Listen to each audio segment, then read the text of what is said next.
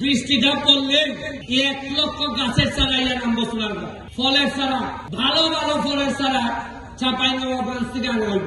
1 লাখ সোনারগাঁ, 1 লাখ মাধবপুর।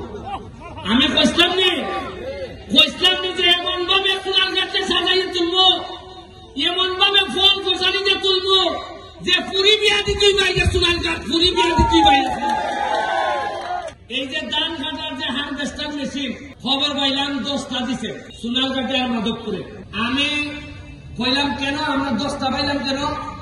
কয় আমরা সময় পাইছি না স্যার, আপনি একটা তদবির করলে মনে বেশি পাইতাম পারি। সকালবেলা ফোন দিছি, যিনি পিডি যিনি দেন, ফোন দেওয়ার পর ওনারা সালাম দেওয়ার পর উনি আমাকে বললেন আমি তো আপনার ফ্রেন্ড।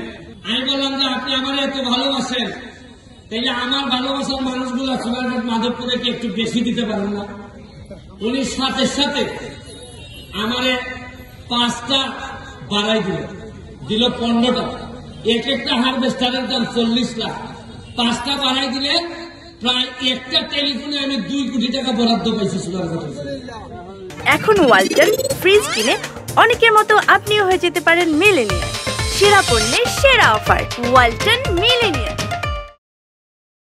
আমার সাথে যারা আছে, যারা আমার ভিসে দাঁড়ায়, এর প্রতি আমার অনুরোধ, অনেক টাকা পয়সার মালিক হইতে পারবে, হাজার হাজার কোটি কোটি টাকার বরাদ্দ আইব, কাজ করো, অসততা হইত না, দুর্নীতি করো না, আমার ডুবাইও না। তোমরা যদি ঠিক থাকো, তোমরা লইয়া সোনারগাঁটারে মাধবপুরটারে আমরা সারা সিলেট বিভাগের মধ্যে একটা মডেল উপজেলা হিসেবে আমরা স্থাপন করতে পারবো। আপনার লাগে দোয়া রইল, শুভকামনা রইল। প্রতি সপ্তাহে সপ্তাহে আপনারা জানতে পারবা আমরা কিতা কিতা বরাদ্দ পাইতেছি। আপনারা জানাইব, সারা বাংলাদেশের মানুষ আপনার কাছ থেকে জানাবে।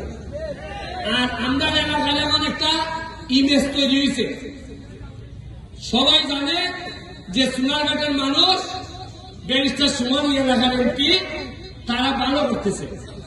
আপনারা কাছে আল্লাহ হস্তে চান এমন কোন কাম করি না যাতে আমরা এলাকার বদনাম হয়। আমি চেষ্টা করবো এলাকার সুনাম বাড়াইবার লেগে, আপনারাও এই চেষ্টাটা করবা। আমার আগের এমপি এত ব্যস্ত আসলা তাই সময় পাইছেন না 2 কোটি টাকা আইনা মসজিদ মন্দিরে দিতা, ওই টাকাটা আমি খাপ লাগিয়েছি। আমি বলছি আরে কি গোপাল, আল্লাহ কি কুদরত নাজির দিতে সর্ব, ওই টাকাটা আঙ্কা মসজিদে মন্দিরে এলজিডি দেয়ালাইছি। আমার কি গোপাল, আর কিভাবে আমরা আগে আসলাম এটার একটা ধারণা আপনারা দেওয়া গেলাম। আপনারা ভালো থাকবা। আর বাইপাস রোড দিকে হইলে পরে আমি আপনার অনুভূতিটা বুঝছি, আপনারা যে যেভাবে সুবিধা দেওয়া লাগে সুবিধা দিবা এবং যতক্ষণ কষ্ট করার লাগে কষ্ট করবা।